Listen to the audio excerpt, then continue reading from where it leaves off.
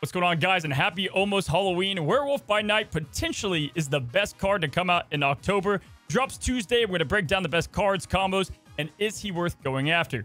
We're also going to be talking about the Nerf-Pocalypse, the giant OTA that changed everything about Marvel Snap, which decks are on the rise, and which cards are on the rise. As our last subject, we'll be talking about individual cards you should be playing right now. We're going to talk about that all today and more on this very special episode of the Snapchat. 52 episodes, 52 weeks, 1 full year of the Snapchat. And for 1 year running straight, I am joined by Mr. Alex Coccia. Man, we made it. We did it. 52 weeks in a row. And this is our year anniversary, the beginning of season 2 of the Snapchat, man. Can you believe it? I can't believe it, honestly. And what I really can't believe is how much every single week I look forward to this. This is the piece of content that I look forward to the most. Not just because I get to talk to one of my absolute best friends about a game that I absolutely love, but because of like the amount of community support we get. I don't know about you, Cozy, but I cannot express how thankful I am to everybody for a year of support. It's just been remarkable. I can't think of any other word. I mean, it's crazy to look back and think when we started it, I remember it was like very different content. Like, you know, it was just deck guides on deck guides. And it was so cool to do something different. And when we first started, like, the views weren't there. You know, it was really kind of risky per se, right? But, like, we didn't care because it was just fun to film together. Like, that's kind of what was the base of this. And we kept saying, we're going to just keep doing it. And if people choose to watch, awesome. And it's just a great way to talk about more than just, like, a deck or whatever. We can just talk, like, each other, you know, zoo animals, Snap, and everything in between. So, 52 strong, and we start season 2. Here's to another year, man, and just happy anniversary to the Snapchat. Absolutely love it. If you guys have been here since the beginning, be sure to let us know down in the comment section. But on top of that, dude, we also have Halloween coming up this Tuesday. For Halloween. Okay, so my wife, right? I absolutely love her. She was so excited for Halloween this year. She's like, you know what? We're doing a Marvel theme as a family. We're doing a Marvel theme. Alex, you've worked so hard. I want everyone to know that like you're a Marvel guy now. And that you've done so well on YouTube and on Twitch and everything. So she's like, we're doing a whole Marvel theme. So my daughter is Jane Foster, right? My daughter's Jane Foster. My 3 sons, we have Iron Man, the Incredible Hulk, and we have Captain America, which is Beautiful. awesome. You know, a little Canadian kid running around with the Captain America shield is kind of funny. And then me, my wife's so excited. She's like, Alex, she's like, you're the king of all, Alex. She gave me this. My favorite Avenger. I mean, her heart's in the right space. My favorite Avenger. So she gives me a Superman costume, and I'm like, thank you. This means a lot to me. I really appreciate this. Everyone's going to absolutely love me dressed as Superman, the most powerful of Marvel heroes. And yeah, I'm going to wear this for this podcast. So first of all, I spent 30 minutes trying to explain to my mom the difference between DC and Marvel. Because same thing. We got superhero Halloween over here too. This is what we're going as. We have Star-Lord. Okay, wait for it. My son Spider-Man, right on point. Outside of that, Batman, Robin, Wonder Woman. I was like, what's going on here, guys? What's going on? So you could fit right in with them, man. You're going to stand out like Superman's my favorite Avenger. So shout out to Miss Coccia. Well, Alex, we got a lot to talk about this week. Let's go ahead and break down what we're talking about on your side of the Snapchat.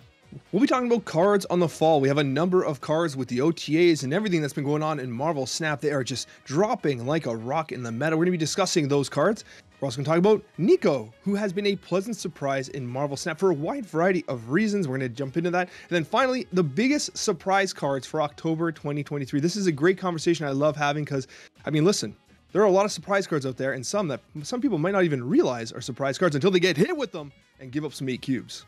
Dude, I'm just pumped to talk about Nico, man. Like, oh, we thought it could be, you know, is it going to be a Legion? Is it going to be a dud?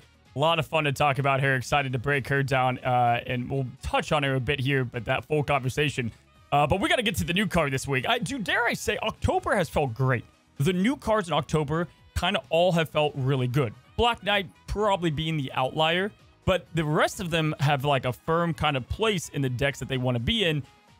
And, buddy, I think we might have the best one coming out on Halloween night, which is crazy to say because we had some good ones this month, and that is Werewolf by Night. Let's just hop right into it, man. He's a 3 after you play an on-reveal card at another location.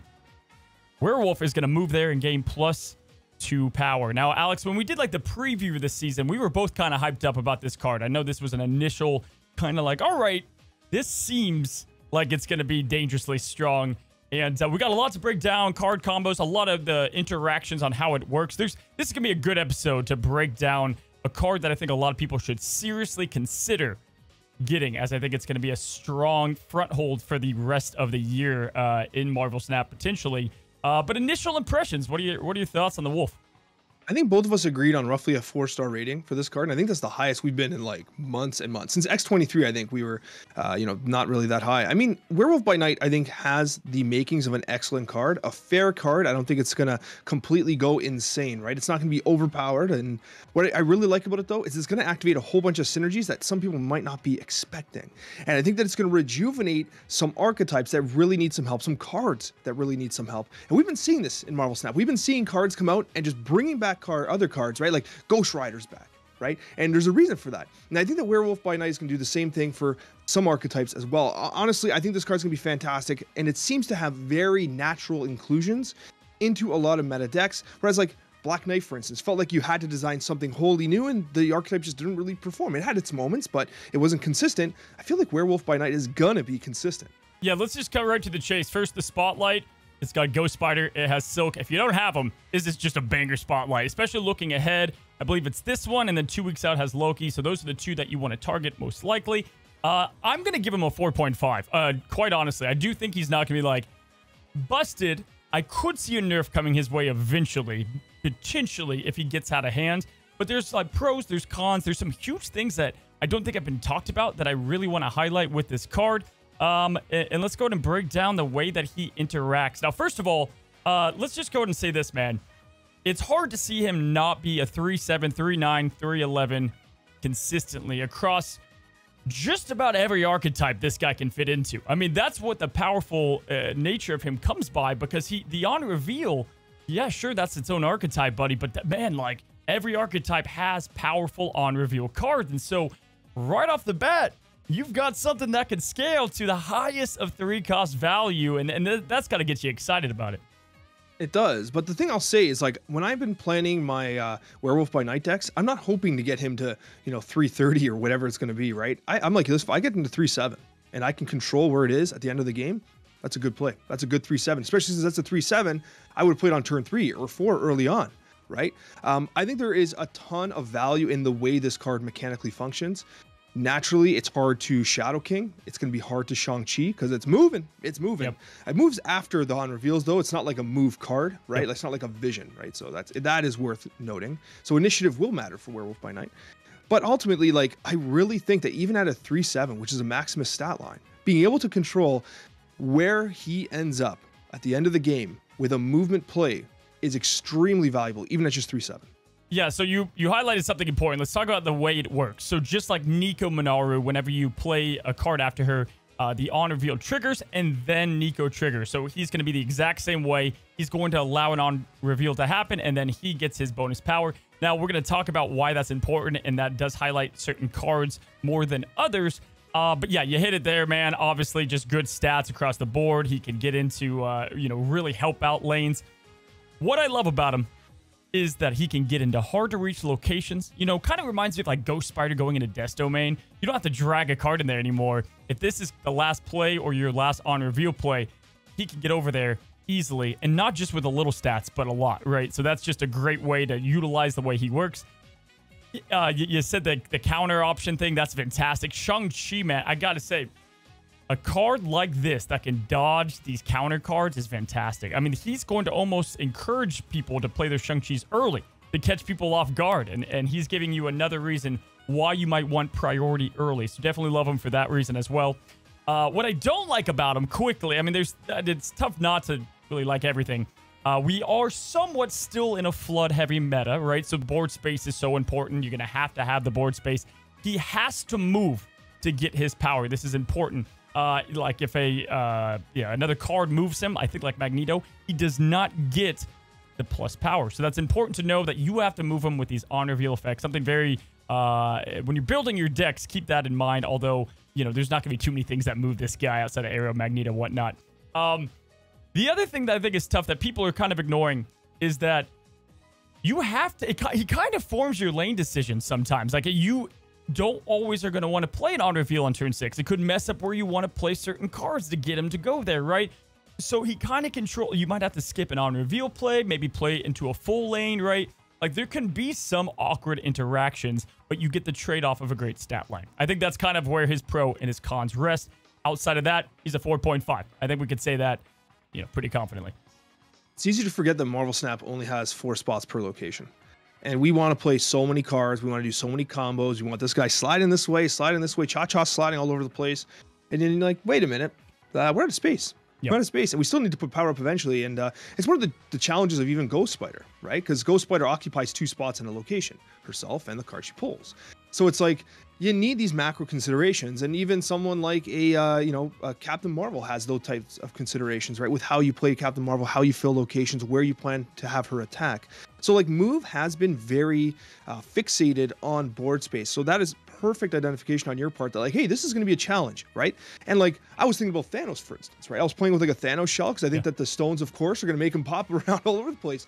But I'm like, is this going to be a Thanos destroy shell? Because realistically, we need space. We're going to play some stones. We're going to, get out, Professor X or whatever. Are we going to Killmonger these stones? Are we like, what are we doing here? So like, the ability to kind of say, okay, we need to generate some space for this guy to move around and generate value, I think is an interesting call. Yeah, which is great, because now we can talk about the enormous amount of combo plays this guy has. There's so many cards and decks where he is going to want to be in. And Alex, when it comes to testing, like day one, I think it's going to be hard not to just try everything, because he's going to work in the majority of things. I think immediately it's kind of obvious there's one deck in particular, which I like that he fits into this, because he brings yet another different playstyle to it. We all know it. This is not going to be a big surprise. Silver Surfer is going to be a big deck for the guys. A 3-cost Silver Surfer relies on reveal cards already to kind of help it out. I don't see this not just being a natural fit for the guy, giving it another tool to move around. However, he could be an argument, and it's kind of crazy to think about it, but potentially not playing Brood, right? Like, because you don't want to fill out your lanes too much. So it's an interesting way to play him. You like him in Surfer? I was just going to say, the major challenge with my kind of pen and paper Surfer decks is like, do I cut Brood? Like, I don't want to, because obviously Brood is remarkably good. But at the same time, like, yeah, you got to move him around. But then again, once again, I said it before, if he's a 3-5, right, and he slides over to the Silver Surfer location as he's a 3-2, 3-5 comes sliding on over, is that really that bad? Yep. Like, you're pumping up that Silver Surfer location, which you might need to win, right? So having the agency over how you play him and where he slides is cool. But you're right, like, Brood is challenging because of a space perspective, but it's still like, it's a staple, Silver Surfer card. But if it's got to get cut, then all of a sudden we're looking at archetypes in new ways. If we have an archetype that is defined by Brood not being in a Silver Surfer deck, and that looks completely different, I'm all for that. I don't like when there are specific cards that have to go in specific archetypes, right? Like, I think that Marvel Snap benefits from a wide variety of cards in a wide variety of archetypes. So if this card can cut Brood from Silver Surfer, I'm all for it. So what is another deck that you like him in? Because it's so funny. It's like, it's not even only just decks, but cards. Like, there's an interaction I can't wait to talk about. Do you have another deck outside of Surfer that you're like, all right, I think Werewolf could fit? Yeah. The one that I want to talk about is the Silky Smooth style decks. And I think that obviously this is going to be a natural inclusion. And the reason for this is because it's, first of all, it's with Silk in the Spotlight cache. And the thing about Silky Smooth that's interesting is you got Kraven and you have Spider-Man. So what's interesting about that is when you play Spider-Man, he slides on over, Spider-Man generates space, Kraven's just like, thank you so much for all this stuff, right? And then you play it on, like, there's a lot of on reveals. So then you play an on reveal on the other side, things slide over. Like, I think that the Silky Smooth is going to really benefit Kraven and Werewolf by Night because of the simple interaction with Spider-Man is a good example. And I like that you highlight this, because this is, and we'll talk about this in the post OTA, but like a deck that got hurt massively. It's the biggest deck that got the biggest nerf to it as a whole. And Angela exiting play now gives the chance for Werewolf to easily slot into the deck, right?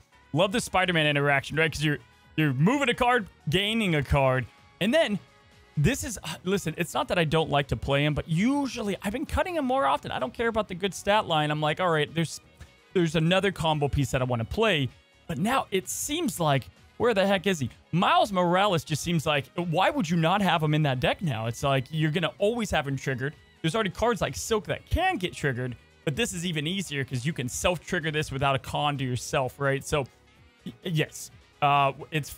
I love when people say new great move deck, and it's like the Silky Smooth style of move deck and not a traditional. And I'm like, that's the move he works with more. But I think you could argue, this is not a deck I wanted to like super highlight, but I do think you could argue he's going to be okay in actual move. Dude, talk about the biggest problem with this deck is Heimdall being all alone by himself when he does the cha-cha slide, as Alex would say. And now you have a card, right lane. He can hop over, join the party, and then your Dagger Vulture lane wins the other one.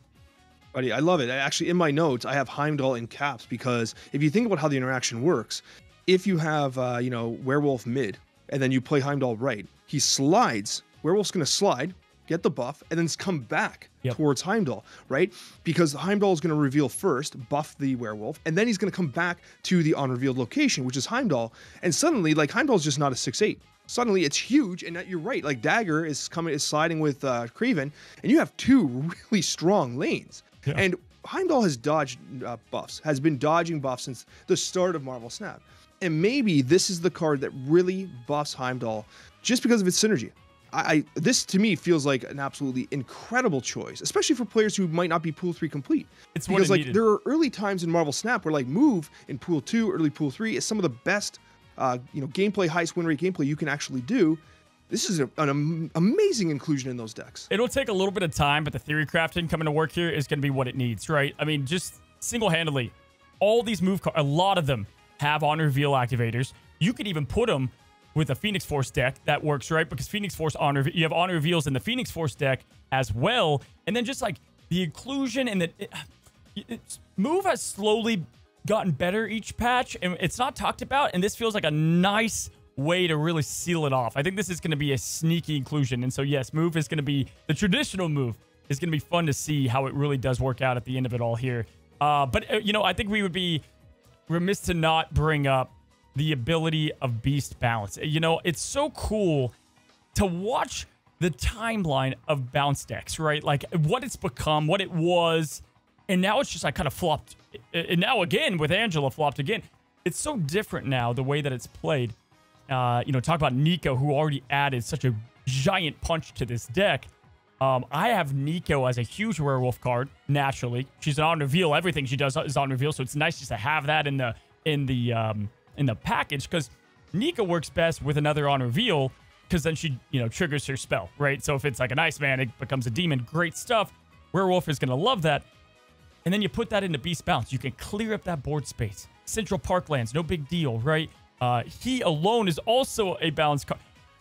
You can have free place to just rack up that power over and over. And that is where I think we're going to see Werewolf get to those stupid, crazy numbers. You know what I mean? I think that is going to be...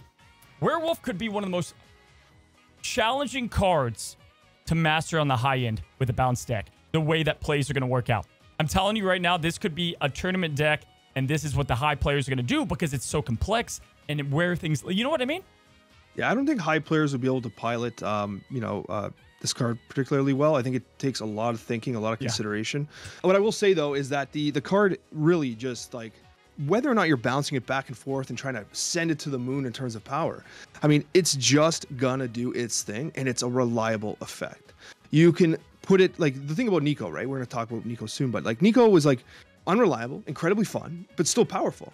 And I think that Werewolf by Night has a slightly lower ceiling at times, but you can consistently expect its performance, and you can reliably understand, okay, well, I can do the math here. And I think that bounce is going to be cool because you're right. You do clear a lot of space. You give them the opportunity to move around a lot, especially when you kick them back and then you use on reveals to get them moving around more and more and more, especially when you consider the reduced cost of Beast. So I like the call out Cozy. I think that, Werewolf by Night is going to be a solid bounce card. But because exactly what you said, opening up space is huge in Marvel Snap, especially when you have a card moving as often as Werewolf does. And so with that, right, it's like another card that I think just works with the Werewolf, dude, is Iron Lad too, man. It's like, imagine Iron Lad getting that ability as well. And then you have two of these guys. You have two of these guys going up. Iron Lad's one of those cards we talked about way back when. Is like he's always getting a little bit better when these cards come out. And this is one where it's like, having two Jeffs on the board is great. There's cards that are naturally obviously good when you get two of them. This is one of those that's like, whoa, things can get out of hand pretty fast. Yes, you have to have the space to make it happen, but regardless, you have just great stat lines to begin with. So scary stuff. Excited to see it. What I want to highlight, and I haven't seen this talk about, is my favorite part about Werewolf, dude. Not even decks, not even any of that. I love the idea. If we go over here and we sort by on reveal, what is most cards in the tech area, you know, have in common? They have an on reveal. And what gets me excited is now we have ways to beef up a lane, kind of like Heimdall, right? But with these other cards, right? So imagine Alliath. I know it's bad. I hate to say it, but Alliath only has 3 power. You now use Alliath, he gets Werewolf to join him to his side and beat that lane. Now, that's scary, man. That's a crazy thing to think about. Shang-Chi. Sometimes they got a Crossbones in there. They got a couple of things that Shang-Chi's not a big enough play. All of a sudden, now it's easy to get caught. Like, Sarah Control almost likes this, right? Like, with an Enchantress kind of feel, you get to finish it off. But I'm not done, Alex. This is where the cook came into mind. The Alliath was probably the scariest thing that I thought of. I'm like, oh boy, this is going to be a problem. But what about Arnim Zola? Arnim Zola now finally has a card that can come back to his aid because it happens after the on reveal. So, you know, perfect world, you split 2 werewolves, they go back into the Arnim lane, but even better, you have just the one come back and help out. You know what I mean? And that's a huge bonus, I would say. Yeah, because traditionally Arnim Zola, you just lose that location, right? Like, you lose the location, you put 0 power there. But if you're able to slide like a 7 power werewolf, then maybe that's beneficial. Maybe that's enough, right? Like, who knows? Who knows what game situation you're in? But I definitely like that color a lot. Magneto, big con. You got to play him. You got to move a lot of big cards over there. Well, now Magneto gets a little bit of help too, right? So, like, isn't that interesting? Like, there's some cards now with cons, with on reveal, that Werewolf is going to help out. You know, getting to these hard locations, that's where I think he's going to shine. He's a 4.5. To end it here, he's a 4.5. I do think he's one of those that I can, before testing, say he's going to be worth going after, most likely, especially looking forward to the next couple of weeks to come. I think he's going to be a strong card, buddy. I'm excited to play him. But with that, dude, let's go ahead and go to the next subject, Alex, and that is going to be the Nerf-Pocalypse. Probably the biggest OTA as far as balance adjustment goes in a long time, because cards that weren't even nerfed got nerfed, you know, via these other cards that they rely on.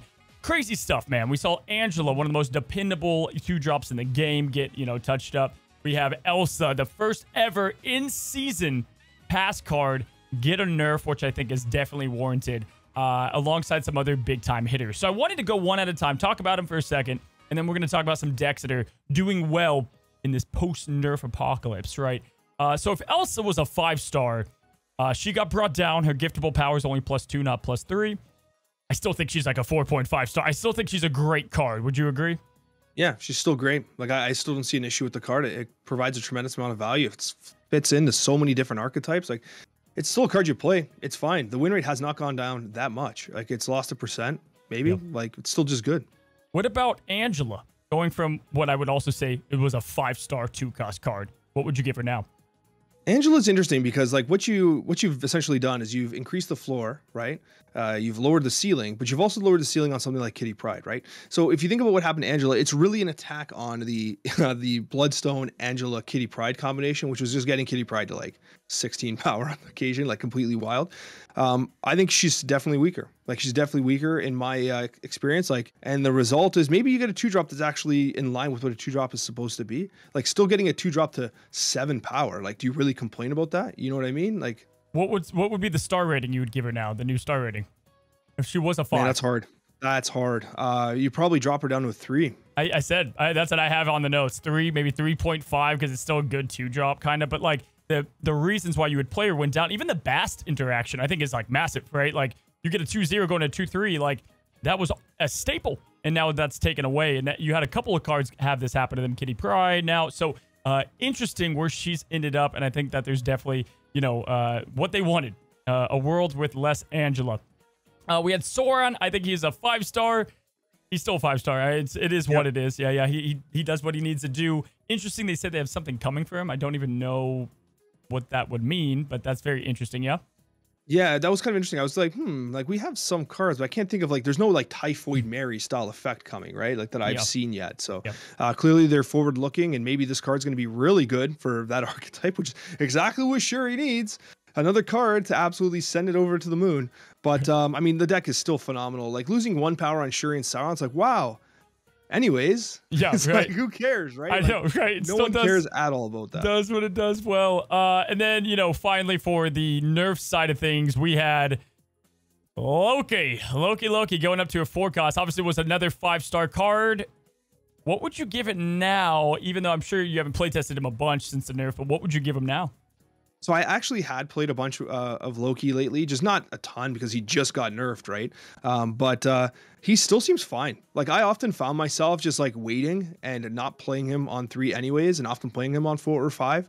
So it seems okay. The thing that sucks is that like if you're holding Kitty Pryde, it's harder now to like sneak a Kitty Pryde bounce with the Loki. So you often are Lokiing on turn 5 if you want to keep that Kitty Pryde. But like I almost thought, like, do I cut Kitty Pryde here? Like, why do I run Kitty Pryde? Angela's not in the deck anymore, right? Actually, the highest win rate Loki deck currently is 56%. Angela's not in it, but Kitty Pryde still is. It makes you wonder if Kitty Pryde just gets cut from that deck, and then it kind of increases in win rate. I, for one, was pumped for the change, mainly because I love Loki. Like, I love the deck design, and I want to feel good playing it. You know what I mean? Like, I was, like, kind of hoping for a good nerf so that I could play him and not feel like, you know, that I'm playing a deck that everybody hates. Whatever, you know, we do as creators. So, definitely, I think he's still good. 4-star, 4.5 star. He's going to be a good deck. Just, they're aiming to do things differently. And then the snip, snap, collector, 2-2 to 2-0 to 2-2. Once again, interesting stuff. Hellcow just got a what I would assume a pretty nice a buff we've been waiting for a while. You know, like Hellcow kind of just felt weird with Swordmaster in the same vein. I played a good amount of discard, and it's hard, man. Discard's right up there with Destroy, one of the hardest lists to make better. I do think Hellcow brings an alternative to dependable discard. It's not a game change, shocker, craziness, but it's nice to have something to play other than MODOK, and it gives Dracula another option that isn't terrible in the stat line. I thought it was a pretty good buff. I was like, do I play Zabu and discard now? Like, I had this thought about, like, you know, it's not crazy, honestly, but you have to draw very specifically, but those decks naturally run Chavez anyways. And that's like the one deck that has to run Chavez by design, by the way. That's not like, I'm getting lazy, I'm going to put Chavez in this deck. No. Discard needs Chavez for actual reasons, so don't get mad. I know Chavez is on the chopping block right now. I'm so sad. If Chavez gets nerfed, this is turning into therapy already. All right, let's get back on track here. The thing about Hellcow, though, it's 4-8. MODOK is 5-8. Is this a shadow nerf to MODOK? Like, if you think about it, like, 4-8 is an actual good stat line. Dude, this is what I've been testing. I just think it's another option. And, like, discard is the biggest boomer bust deck in the sense of, like, if you get your lines, it's over. You're going to win most decks because of the lack of counters. But if you don't, it's rough. It's rough sledding, right? Hellcow can also be awkward, though, because the draws you can get, and you have MODOK in hand, and you're like, do I play this on 4? I don't know what to do here. And the way it works with Apocalypse is still wonky to this day. So those are the weird things about Hellcow, in my opinion. But yeah, it could be an interesting change, you know, to MODOK's reliability, which I think the deck needed a bit of a shakeup.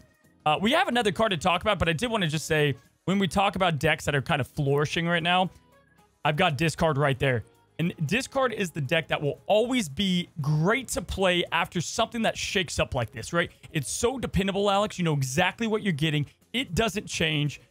Discard is a deck that if you don't know what to play, I think it's definitely one of the ones you go back to during a Nerf-Pocalypse craziness.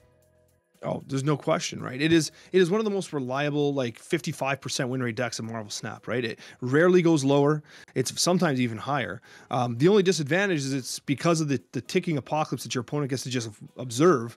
It can be hard to steal 8 cubes because it's just straight math, right? Like, they're going to play Chavez. They have swarms. We need to retreat now. So I think that, like, when I play Discard, like when I've used Discard to get to infinite a number of times, it's a very aggressive snap pattern. Like, I have Dracula, I have MODOK. I gamba on me drawing the Apocalypse maybe, but still I like my chances and I snap, right? And I think that's where the challenge is. Play out your cards, play out your snap before they can see, oh, whoa, that Apocalypse is going to be a 20. Spectrum, last card we got to break down as far as the nerfs and buffs, dude. I loved it. In fact, it was more generous than I thought. I know some people maybe wanted a boost to the power that, you know, she bursts out. Spectrum is one of those cards that we're not far away from being a very dependable deck. I think Spectrum, what it continues to need is more cards that go into other deck builds that it doesn't scream, I'm about to get Spectrumed, right? Like, that's the best thing it's going for it, is the high cube rate, the big surprise reveal. Spectrum used to needed another card next to it that, you know, kind of helped it out. Now, she really doesn't. The 7 power's enough. You spread out enough. You have powerful tech cards with ongoing effects. Now, you don't need to run a Colossus, right? She's great. I love her. I think she's definitely consistent right now and has pretty good win percentage to show it. The wild thing was that I'd been playing Spectrum for the last couple of weeks, not knowing that it was going to get buffed. Like I was just like, I want to play some Spectrum. Yep. Like I think this deck is kind of cool. I've been running a deck that I call Toxic Spectrum, which actually runs Ghost and Hazmat. Ghost because it's a cheap card that can hit by Spectrum, but also the Ghost ensures that you give the initiative and you make the most of your Hazmat play. But the key thing is you play Sarah on turn 5. And what that allows you to do is it allows you to Spectrum and Hazmat on turn 6. And so it basically gives you this delta, especially if you have Wong. It's 4 power burst on your side and 2 negative on their side. It is like a 6 power delta, and I have won some insane highlights with it. Infinity tickets have been gotten, and it's a wild list. And like I like that Spectrum is now like you're able to do some interesting things with the card because a 6/7 does stand on its own. 6/5 just didn't cut it. And as we get more ongoing effects, like some of them are extremely powerful, even Goose. Like giving Goose an additional 2 power when they can't play a 4, 5, or 6 there. Like that might just be enough to just out-trade whatever they're playing. She brings together ongoing cards that were naturally good independently. That's what's so great about it, right? Like, dude, this was the first deck I tested after the OTA. I did it live on stream, and I was blown away. I just kept winning, and I kept winning, and I was like, wow, like this is really working. I'm playing it a bit off stream as well, just like a solid card to have. And a cool deck to have, and I think this is probably the worst she'll be in a sense because it's Spectrum week, right? Like anytime there's like a sexy change, that's when it's tough to, pull something cheeky off. But yeah, man, Spectrum, good deck to play right now. That being said, we had a lot of decks kind of go down, right? Because of all the changes. So Alex, in your opinion right now, what are some of the hottest decks to be playing in this kind of different meta that we have on the rise? I mean, right now, I think Thanos ongoing is solid, and Spectrum was a natural inclusion in those decks. The Thanos with like the lockdown, the claw, stuff like that. Like it used to run Spectrum. Now it's just running Spectrum again, and it's better than it's ever been. And suddenly it's like, oh, the Soul Stone, that change sucked, and it still kind of does. But oh, look, it gets +2 now, right? So it's kind of neat to see how you buff a card that traditionally used to be in a specific deck, and it actually elevates that archetype just a little bit. Like the Spectrum buff kind of buffed the Thanos control a little bit. I know you're hating on Thanos for a little bit because of the Soul Stone change, and now thank God that was changed because it would be way over the top. I think the biggest bummer about Spectrum is that she made the already probably it was up there as one of the better decks going into the meta, even better, right? The ongoing Thanos list right now, cheating out Pro X, getting an Alioth out there. That's what it's about.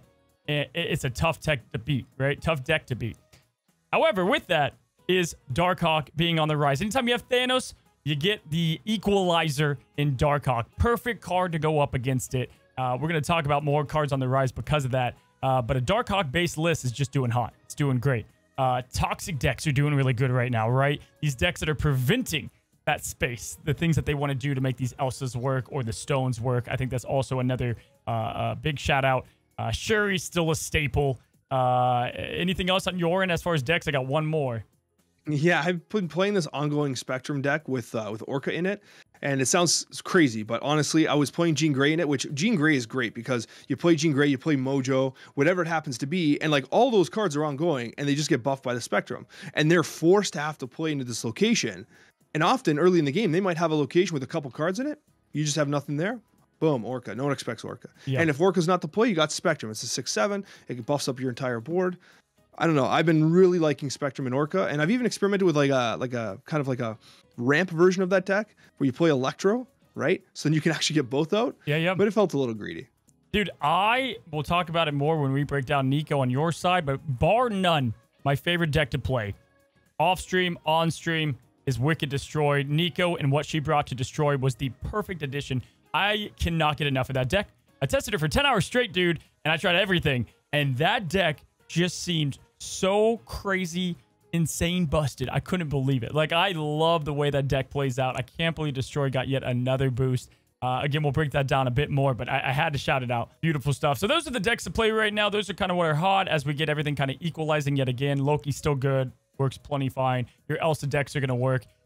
Listen, the Elsa, I said this in my OTA video, the Elsa change reminds me of the Kitty change.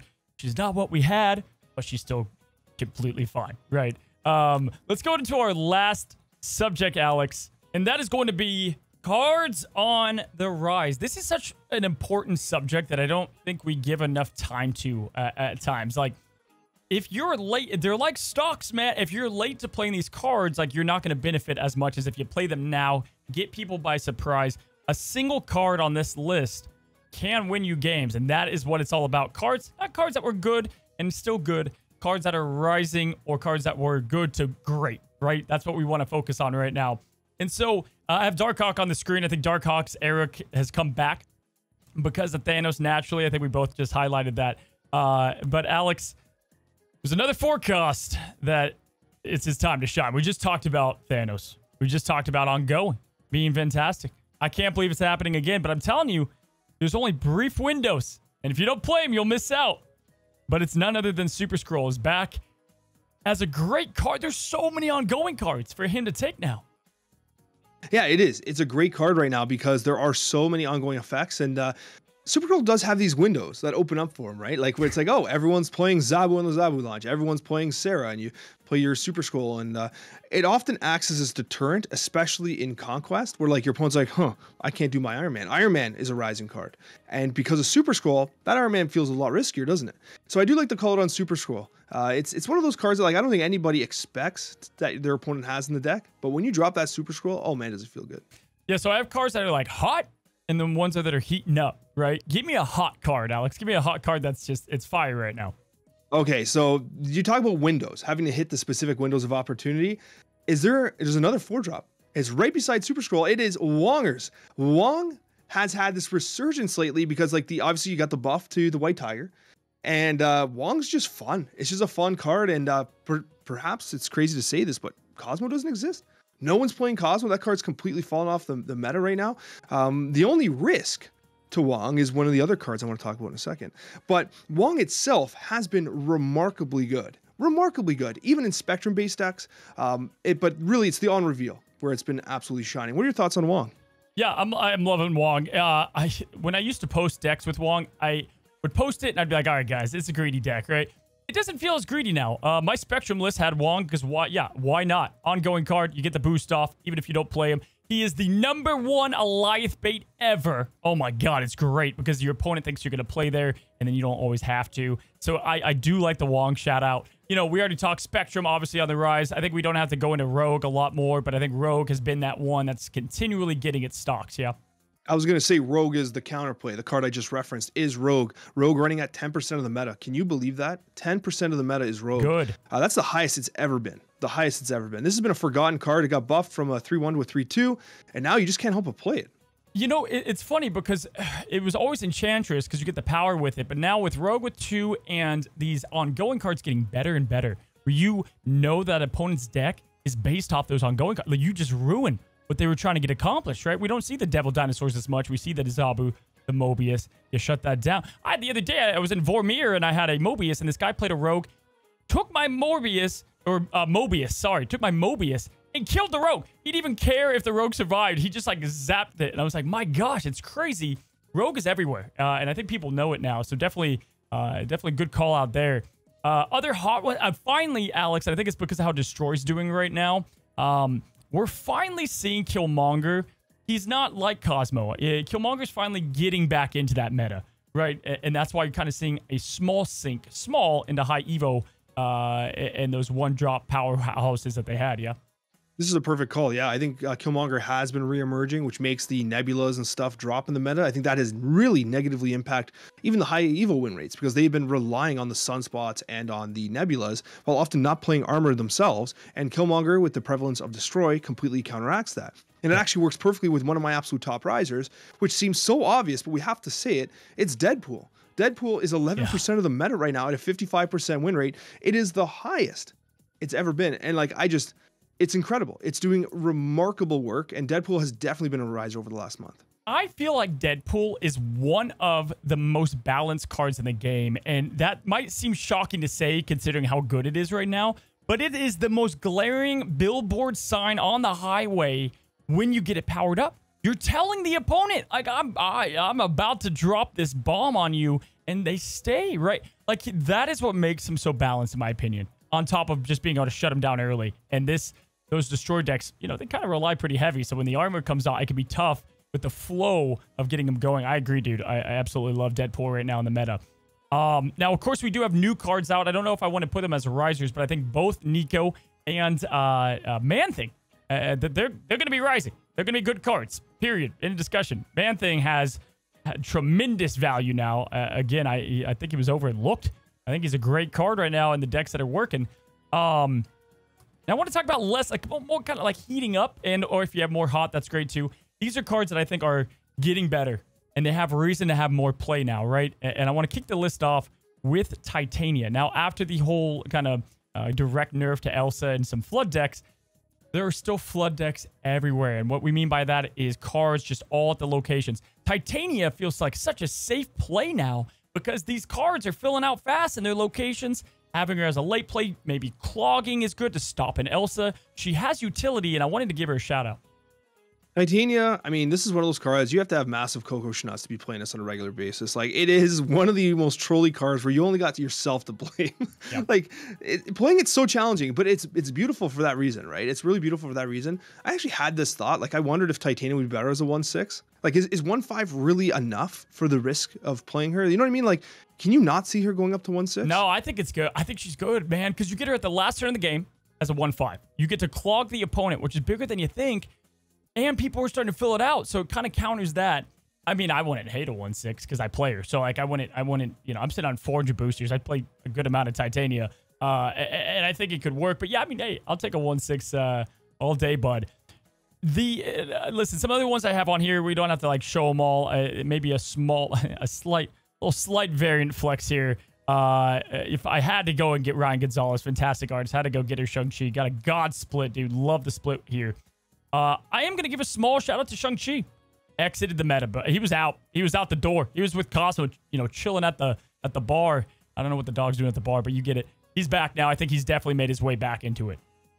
I still can't believe that people don't expect you to have Shang-Chi anymore. Right. I run it in almost all my decks. I have it as an inclusion almost always. People just sit there with, like, Venom, like an obvious Zola plays. I'm just like, I'm just going to punch this out. And they snap in, and I'm like, you're playing Zola. I know you are. And I'm going to punch your Venom directly in the face, and I'm going to steal your cubes. And sure enough, it's like clockwork every single time. You said Venom, and it reminded me. I had to listen. I'm okay sacrificing the representation of great splits here on the Snapchat. I have it ready. I have it ready to go. I have an ultimate Venom that I use all the time, Alex, but I have a split that I wanted to do live right here again. Okay, so I need, with the Superman costume and all right, I need to channel our luck. I'm looking for another. I'm looking for a good crackle. Honestly, that's what I need. You know, it's got to be really good to outbeat my other Venom variants that I love. Dan Hip, though, big fan. Love this one. So here we go, man. Thank you for saying this because I forgot that I had it up in honor of Halloween here. Play More Destroy. Venom on the Snapchat is a disappointment, Alex. Disappointment. I'm so sad. It is. Just broke the streak. It is. I know. It did. Guys, listen.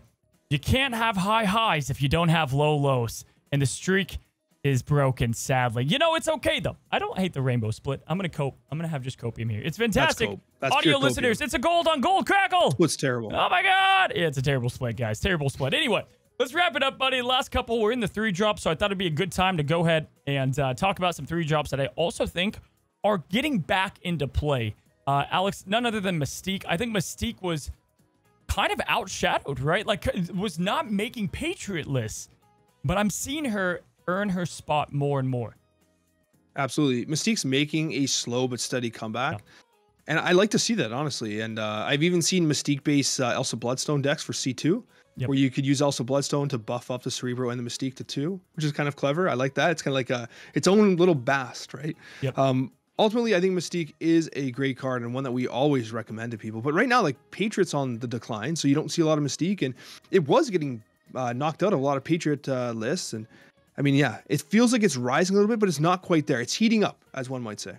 And I'll let you end it, but the last 3 cuts I'll say is Magic. I think Magic is also just heating back up. Like, we're starting to get Magic decks again, and I, for one, love it. I love Magic. I love the stakes of it. I love, you know, obviously longer turns sometimes can be a bummer, but for the most part, I love any deck that has Magic in it. I'm starting to see her a bit more come out again now that these Snow Guards are tamed down. You know what I mean? Yeah, and I'll tell you right now that Magic's a key component of the card I'll close us out with here. Okay. And it's been slowly simmering in heat. And this is hella Hela has continuously kind of gone up. It's now at 7% of the meta, a 53% win rate, 54% win rate. And it's good. You have the Tribunal version. You have straight up discard. You have so many different variants of playing Hela. And I like it because, listen, sometimes people just want to gamble. They just want to gamble. They want to A-cube gamble. And slowly but surely, Hela has been simmering to a 7% meta share, which honestly, if you think about it, Zola is 8%. And how often do you see Zola? Yeah, exactly. I know. I listen, it's great right now. Snap, I think we have a lot of cards that are working out, a lot of decks working out. These were the cards that were hot and on the rise. And we're going to be talking about cards that were falling and you want to stop playing probably before it's too late. And we're going to be talking about that over on Alex's side of the Snapchat. Alex, 52 episodes we've got. We were going to have Glenn on this episode, guys. We have a better one coming. Don't worry. He'll be coming on in the coming weeks, and it's going to be worth the wait there. We got great special guests. Year 2 is going to be awesome as we bring a lot of new additions to our second year, season 2 of the Snapchat. A big thank you guys again for just watching every week. The numbers have increased every single week on the podcast side of things. It blows my mind that this is what we get to do. And so, man, another cheers to another 52. Oh, no kidding, buddy. I can't wait for the next year. I really can't. And after that, the year after. I can't wait. This is, if I'm going to do anything, it's going to be the Snapchat. I absolutely love it, and I appreciate everything you do to support, great content across Marvel Snap's community. Well, good luck out there for Halloween, Superman, and hopefully your family doesn't turn on you as they realize you're the odd one out. Anyway, guys, have a good one. Have a great one. We'll see you on Alex's side of the episode, and until the next one, happy snapping.